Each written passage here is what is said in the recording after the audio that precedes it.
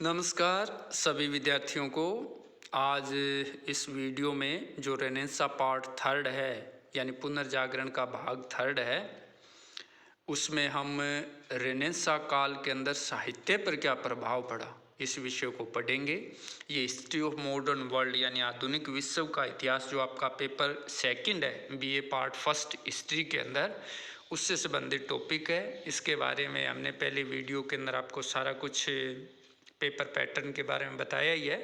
तो जो part two का वीडियो था उससे आगे चलते हैं। पार्ट टू में आपने देखा था कि पुनर्जागरण का प्रारंभ इटली में क्यों हुआ और मानववाद क्या है, इसकी महत्वपूर्ण विशेषताएं, मानववाद के पिता किसको कहा जाता है, इस तरह की बातें आपने देखी थी।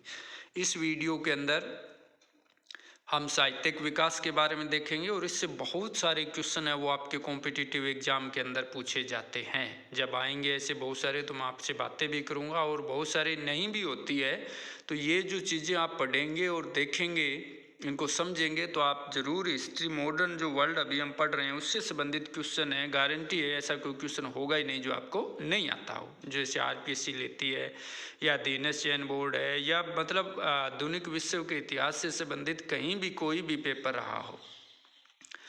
तो ये है साहित्यिक विकास यानी साहित्य के क्षेत्र में पुनर्जागरण की क्या उपलब्धियां हैं या साहित्य को पुनर्जागरण ने किस तरह से प्रभावित किया। तो सबसे पहले हम लेते हैं दो विशेषता बताता हूँ मैं इसकी, जो इसके अंदर लिखी हुई नहीं है। साहित्य की दो विशेषताएं बड़ी ही महत्वपूर्ण हैं, वो आप जरा ध्यान रख लीजिए। एक विशेषता तो ये है कि जो साहित्य की विषय वस्तु है उसमें बड़ा बदलाव हो गया। अब बदलाव कैसे हुआ कि विषय वस्तु जो पुनर्जागरण से पहले है उसके विषय साहित्य की विषय वस्तु धार्मिक थी यानी धर्म पर लिखा जाता था। लेकिन अब विषय वस्तु चेंज होके क्या हो गई, मानव हो गया, यानी मानव उसके व्यक्तित्व के बारे में लिखा जाने लगा। तो सबसे बड़ा बदलाव तो आया कि जो विषय वस्तु धर्म पर थी वो मानव पर आ गई। दूसरी जो बात है साहित्य के अंदर वो ये है कि जो देशज भाषाएं हैं उनका बड़े स्तर पर विकास हुआ। देखिए क्लासिकल लैंग्वेज है, यूनानी लैंग्वेज है, लैटिन लैंग्वेज है। जैसे बाइबल है सबसे पहले लैटिन लैंग्वेज के अंदर लिखी गई, तो ये क्लासिक लैंग्वेज है और इनको महत्व दिया जाता था। अब क्षेत्रीय भाषाएं जैसे मान लो संस्कृत अपनी क्लासिकल लैंग्वेज है और अब ये अपनी क्षेत्रीय भाषाएं हो गई, जैसे राजस्थानी, गुजराती, मराठी, ये हमारी सारी क्षेत्रीय या देशज भाषाएं हैं। तो इस तरह से इसकी दूसरी विशेषता क्या है कि देशज या क्षेत्रीय भाषाओं का विकास हुआ। जैसे देशज जो भाषाएं हैं उसमें आपकी कौन कौन सी भाषाएं हैं, जैसे लेटिन है, इटालियन है, फ्रेंच है, अंग्रेजी है, जर्मन है, स्पेनिश है, पुर्तगाली है, डच है, नॉर्वेनियन है, स्वीडिश है। ये सारी की सारी कैसी भाषाएं हैं, ये सारी की सारी देशज भाषाएं हैं। तो इस तरह से दूसरी विशेषता है देशज भाषाओं का विकास हुआ। तो पहला तो हमने देख ही लिया कि भाई विषय वस्तु में बदलाव हुआ और दूसरी महत्वपूर्ण विशेषता है देशज भाषाओं का विकास। अब हम सबसे पहले लेते हैं इटली के अंदर पुनर्जागरण युग का साहित्य। क्योंकि हमें पता है इटली के अंदर पुनर्जागरण का प्रारंभ हुआ था, तो स्वाभाविक था कि इटली के साहित्य में पुनर्जागरण की सर्वप्रथम अभिव्यक्ति हो। तो इसमें किन किन व्यक्तियों ने कौन कौन से साहित्य लिखे, तो इसमें सबसे पहले आते हैं कवि दांते। बहुत ही फेमस नाम है जिनका पीरियड 1265 से लेकर 1321 ईस्वी तक रहता है।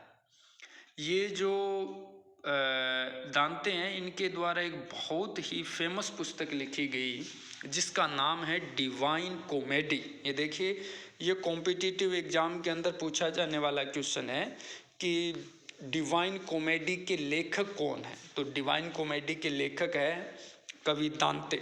अब इन्होंने कई बार ये भी पूछा जाता है हिस्ट्री के विद्यार्थी से ये कौन सी भाषा में लिखी गई है, तो ये क्षेत्रीय भाषा के अंदर लिखी गई है। यही आपको समझाने की कोशिश कर रहे हैं कि ये क्षेत्रीय भाषा के अंदर लिखी गई पुस्तक है। जो क्षेत्रीय भाषा थी तुस्कानी यानी इटली एक तरह से आप बोल सकते हैं इटालियन लैंग्वेज के अंदर एक तरह से ये लिखी गई। अब बात करते हैं कि इसकी विषय वस्तु क्या है, यानी डिवाइन कॉमेडी के अंदर क्या है। तो हम कहेंगे कि ये एक महाकाव्य है। ये क्या है, एक महाकाव्य है और इसके अंदर आत्मा की स्थिति के बारे में बताया गया है कि एक आत्मा की नरक और जो स्वर्ग की काल्पनिक यात्रा का वर्णन है वो इसमें किया गया है। इसके माध्यम से दांते ने लोगों को मानवता, प्रेम, एकता, प्रकृति प्रेम और देश प्रेम का बड़ा ही पाठ पढ़ाया है। तो इसके अलावा दांते की एक और रचना है जिसका नाम है द मौन रसिया। तो ये हो गया कवि दांते के बारे में। अब आगे चलिए, दूसरे व्यक्ति है पेट्रार्क, जिसके बारे में हम पिछले वीडियो में देखा था और मैंने बताया था कि पेट्रार्क एक मानवता वो रेनेसां व्यक्ति थे। तो देखिए एक बड़े साहित्यकार भी थे। कल हमने देखा था कि भी ये एक साहित्यकार हैं, कवि हैं, कानून शास्त्री हैं। तो अब ये कि साहित्यकार के रूप में हमारे सामने आते हैं। और कल ही हमने देख लिया कि इनको मानववादियों का पिता भी कहा जाता है। इन्होंने सोनेट्स टू लोरा नामक एक गीत लिखा जो लोरा के नाम से संबोधित गीतिकाएं हैं, जो प्रेम की मानवीय भावनाओं को मार्मिक रूप में प्रस्तुत करती है। इसके अलावा इन्होंने अफ्रीका नामक एक लंबा गीत भी पेट्रार्क के द्वारा लिखा गया है, और जिसमें सीपियो यानी रोम का एक प्रसिद्ध सेना नायक था, उसके जीवन का बहुत ही अद्भुत वर्णन है वो इन्होंने किया है। और पेट्रार्क द्वारा एक प्राचीन मूर्ति पूजक लेखों के नाम से लिखा गया एक फैमिलियल लेटर्स जो आपको दिख रहा है वो भी इनकी रचना है, जिसमें होमर है, लीवी है, ओविड है, सिसरो है, सेनेस है, इनके नाम से संबोधित ये पत्थर है। तो इस तरह से सोनेट्स टू लोरा है, अफ्रीका है, फैमिलियस लेटर है, वो इनकी महत्वपूर्ण रचना है। एक और इटली के बहुत बड़े साहित्यकार थे बोकासियो, जिनका पीरियड 1313 से 1375 तक है। इनको लेटिन गद्य का पिता कहा जाता है। गद्य पद होता है ना, प्रोज और पोइट्री, तो ये लेटिन प्रोज के फादर है। इनके द्वारा जो लिखी गई महत्वपूर्ण पुस्तक है उसका नाम है डिकेमेरोन। ये कई बार कॉम्पिटिटिव एग्जाम में आपसे पूछी जा सकती है। इसमें क्या है, 100 कहानियों का एक ये संग्रह है। इसके अंदर मान लो प्रेम की कहानियाँ महत्वपूर्ण हैं। इसके अलावा इसमें धार्मिक आडंबर, खोखले मध्यकालीन जीवन मूल्यों, सामंतों के दमपूर्ण हास्यास्पद विचारों के ऊपर तीखे कटाक्ष है वो डिकेमेरोन के अंदर किए गए हैं। आगे आते हैं निकोलो मैकियावली। मैकियावली बहुत ही महत्वपूर्ण व्यक्ति माने जाते हैं। 1479 से 1527 ईस्वी इनका पीरियड है, और इनके द्वारा जो लिखी गई सबसे फेमस पुस्तक है वो है द प्रिंस, जिसमें व्यावहारिक राजनीति के बारे में बताया गया है। इस ग्रंथ के अनुसार राजनीति में नैतिक आदर्शों एवं साधनों की पवित्रता का महत्व शून्य प्राय है। राजनीतिक सफलता के आधार क्या है, अवसरवादिता, व्यावहारिक कुशलता है, मनोवैज्ञानिक चातुर्य। इसलिए जो हम सोचते हैं ना राजनीति, तो ये कहते हैं मतलब प्रिंस के अंदर मैकियावेली कहते हैं कि वहाँ अगर आप ये सोचो कि नैतिक आदर्शों से परिपूर्ण है तो ये बिल्कुल ही नहीं होती है राजनीति। इसीलिए मैकियावेली को राजनीति का क्या कहा जाता है, आधुनिक चाणक्य कहा जाता है। ये जरूर, क्योंकि कुछ चीज़ें मैंने लिखी नहीं है ताकि आप इस वीडियो को देखें और सुनते समझते रहें। तो आधुनिक चाणक्य किसको माना जाता है, मैकियावेली को। इसके अलावा इन्होंने कुछ और पुस्तकें लिखी जैसे हिस्ट्री ऑफ फ्लोरेंस है, आर्ट ऑफ वार है। तो ये हो गया इटली का साहित्य। अब लेते हैं पुनर्जागरण के युग में इंग्लैंड में कौन कौन सा साहित्य कैसे लिखा गया। तो सबसे पहले बात करते हैं कवि चौसर की। कवि चौसर जिनका पीरियड 1340 से 1400 के बीच में रहता है, ये एक बहुत ही महत्वपूर्ण कवि थे जिन्होंने एक पुस्तक लिखी है कैंटरबरी टेल्स। इसके अंदर कैंटरबरी के धार्मिक स्थल की तीर्थ यात्रा का वर्णन है। यानी इसके अंदर बताया गया है कि तीर्थ यात्री है वो समाज के अलग अलग सभी वर्गों का प्रतिनिधित्व करते हैं, और इसके माध्यम से अंग्रेजी समाज की मानसिकता एवं जीवन का यथार्थ चित्रण है वो दिखाने का प्रयास है वो कवि चौसर ने किया है। इसके बाद हम नाम लेते हैं टॉमस मूर का, जिनका पीरियड 1478 से 1535 तक है। इनके द्वारा जो लिखी गई पुस्तक है वो लैटिन भाषा के अंदर लिखी गई यूटोपिया है, जिसमें एक काल्पनिक आदर्श राज्य एवं समाज के बारे में चर्चा की गई है। काल्पनिक राज्य और समाज के बारे में आगे हम चर्चा करते हैं एडमंड स्पेंसर की, जिनका पीरियड 1552 से 1599 तक है, और इनके द्वारा लिखी गई पुस्तक है वो है फेयर क्वीन, जो पुनर्जागरण युग की एक अत्यंत श्रेष्ठ करती है, क्योंकि इसमें मानवीय मूल्यों की सर्वोपरि महत्ता के बारे में बताया गया। इसमें एक नायक राजकुमार ऑर्थर के माध्यम से जीवन के संघर्ष में आदर्श नैतिक मूल्यों की विजय के बारे में बताया गया है। नायक राजकुमार है ऑर्थर, उसके माध्यम से शिक्षा देने की कोशिश की गई है। इसके बाद आते हैं विलियम शेक्सपियर। इनकी जो रचना है वो पीरियड है वो 1564 से 1616 माना जाता है।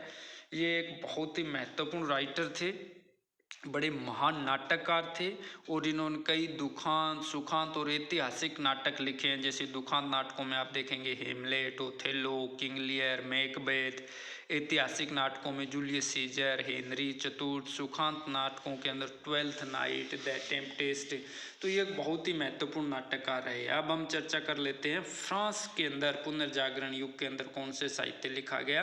तो फ्रांस के अंदर एक बहुत बड़े राइटर हुए फ्रैंकोइस रेबेला, जिनका पीरियड 1494 से 1453 ईस्वी तक है।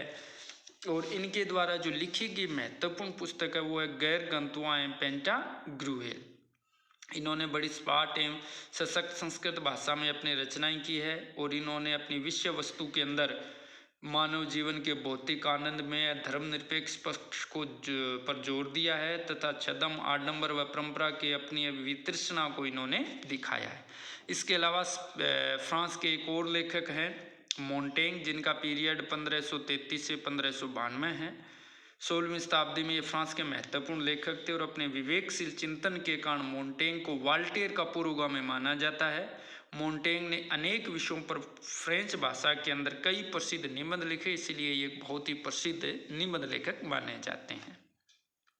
अब इसके अलावा अन्य भाषाओं में जो साहित्य लिखा गया उनमें से भी एक दो के बारे में हम चर्चा कर लेते हैं। जैसे स्पेनिश लैंग्वेज के अंदर सर्वेंटीज, जिनका पीरियड 1547 से 1616 है, उन्होंने एक अपनी जो पुस्तक है वो लिखा जिसका नाम है डॉन क्विक्जोट। ये एक फेमस पुस्तक है और ये कई कहावतें हैं ना, जैसे हर कुत्ते का अपना दिन आता है, ये इन्हीं की देन है। आप कई बार फिल्मी डायलॉग्स भी बन जाते हैं कि हर कुत्ते का अपना दिन आता है। तो इस तरह की जो ये कहावतें हैं ये डॉन क्विक इसकी सर्वेंटीज की देन है, जो स्पेन के बहुत बड़े राइटर थे। इसके अलावा पोलैंड के भी एक बहुत बड़े राइटर थे जिनका नाम था इरेस्मस, जिनका पीरियड 1466 से 1536 तक है और इनके द्वारा जो लिखी गई पुस्तक है उसका नाम है इन द प्रेज ऑफ फोली। तो इस तरह से ये मूर्खता की प्रशंसा इनकी पुस्तक है। तो इस पुस्तक में आपने साहित्य गतिविधियों के बारे में देखा। आगे वाले वीडियो में आप कलाओं के बारे में और विज्ञान के बारे में भी देखेंगे, इसलिए चैनल को जरूर आप सब्सक्राइब करें और पढ़ते रहें। Thank you.